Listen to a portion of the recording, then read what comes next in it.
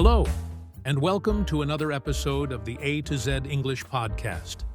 My name is John. And I'm Sarah. We're thrilled to have you with us today. In our last episode, we discussed the importance of providing constructive feedback, a skill that not only improves communication, but also fosters growth and builds stronger relationships. We explored what makes feedback constructive, how to deliver it effectively, and the many benefits it can bring to both personal and professional interactions. If you missed that episode, I highly recommend listening to it, as it sets the stage for today's discussion. Absolutely, John. Constructive feedback is a powerful tool, but it's just one part of the broader communication process. Today, we're going to dive into another critical aspect of communication: receiving feedback gracefully and using it to improve. That's right, Sarah. While giving feedback is essential, knowing how to receive it is equally important. How we respond to feedback can significantly impact our personal and professional development. It's not always easy to hear feedback, especially if it highlights areas where we need to improve. However, learning to accept and use feedback effectively can be a game changer in our journey toward growth. 1. The importance of receiving feedback gracefully. Let's start by discussing why it's so important to receive feedback gracefully. When we approach feedback with an open mind and a positive attitude, we create opportunities for learning and improvement. On the other hand, if we become defensive or dismissive, we miss out on valuable insights that could help us grow. Exactly, John. Feedback is a gift, even when it's not what we want to hear. It provides us with a different perspective and helps us identify areas where we can improve. By embracing feedback, we show that we're committed to personal and professional growth, which can lead to better performance, stronger relationships, and greater success in our endeavors. Another reason to receive feedback gracefully is that it fosters a positive feedback culture. When others see that we're open to feedback, they're more likely to share their thoughts with us, leading to more honest and productive communication. This, in turn, creates an environment where everyone feels valued and supported in their growth. And let's not forget that how we respond to feedback can also influence how others perceive us. When we respond positively, we demonstrate maturity, professionalism, and a willingness to learn. This can enhance our reputation and open doors to new opportunities. Additionally, receiving feedback gracefully sets a positive example for others. When colleagues or peers observe us handling feedback well, it encourages a more open and constructive communication environment. This can lead to a workplace or social setting where feedback is freely exchanged, ultimately benefiting everyone involved. That's a great point, John. Also, it's important to remember that feedback isn't always about criticism. Often it includes praise and recognition of what we're doing well. By receiving feedback with grace, we can also better appreciate the positive reinforcement that helps us understand our strengths. 2. How to receive feedback gracefully. Now that we've covered why receiving feedback gracefully is important, let's talk about how to do it effectively. The first step is to listen carefully. When someone gives you feedback, focus on what they're saying without interrupting or thinking about how to respond.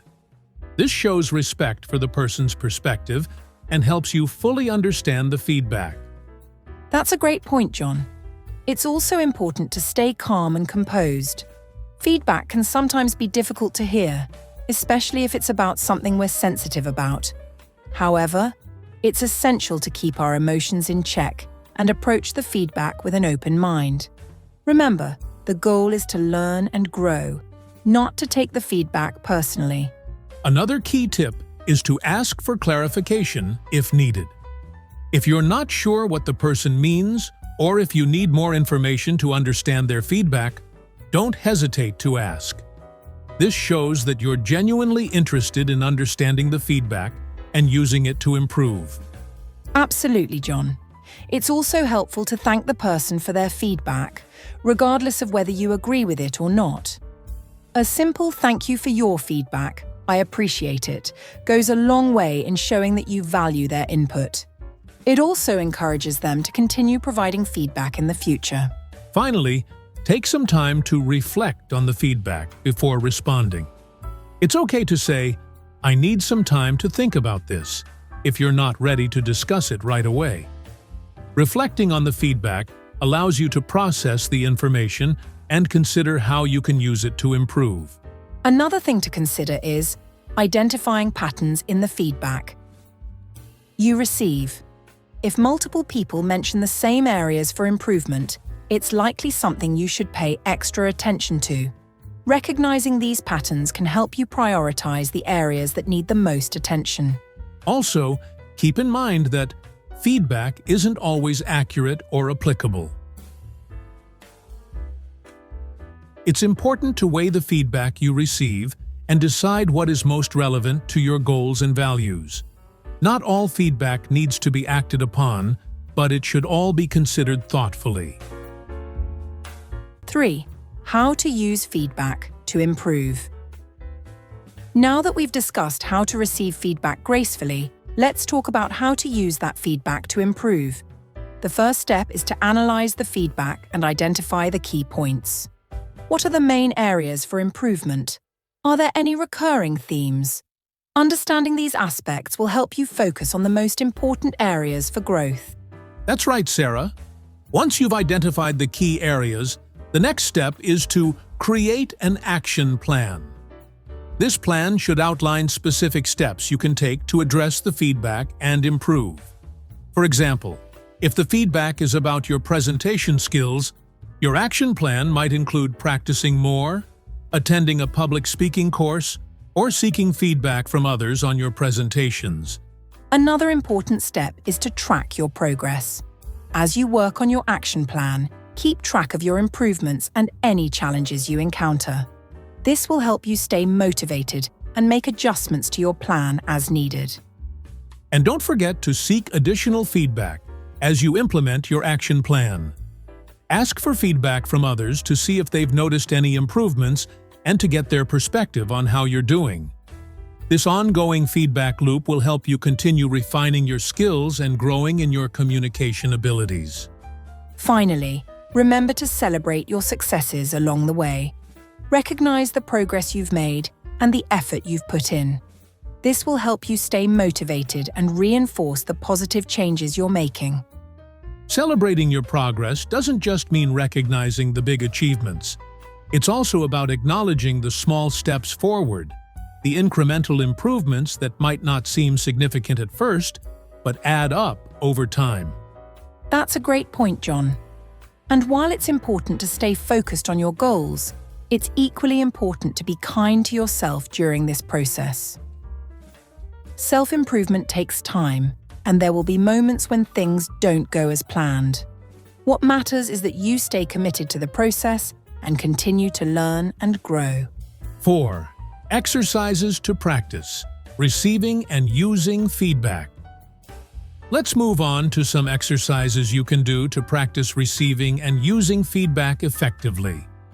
A simple exercise is to ask a friend or colleague for feedback on a specific aspect of your communication, such as your speaking clarity or listening skills.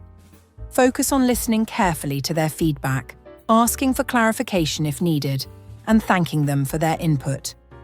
Another exercise is to reflect on a recent piece of feedback you received. Write down the key points of the feedback and create an action plan to address those areas. Then, track your progress and seek additional feedback as you work on your plan. You can also practice giving and receiving feedback in a role-playing scenario with a friend or language partner.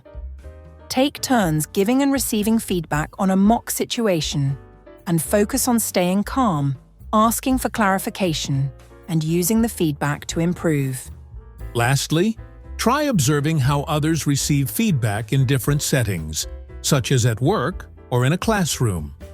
Take note of what works well and what doesn't, and consider how you might apply those observations to your own approach to receiving feedback. You can also keep a feedback journal where you document the feedback you receive and your thoughts on it.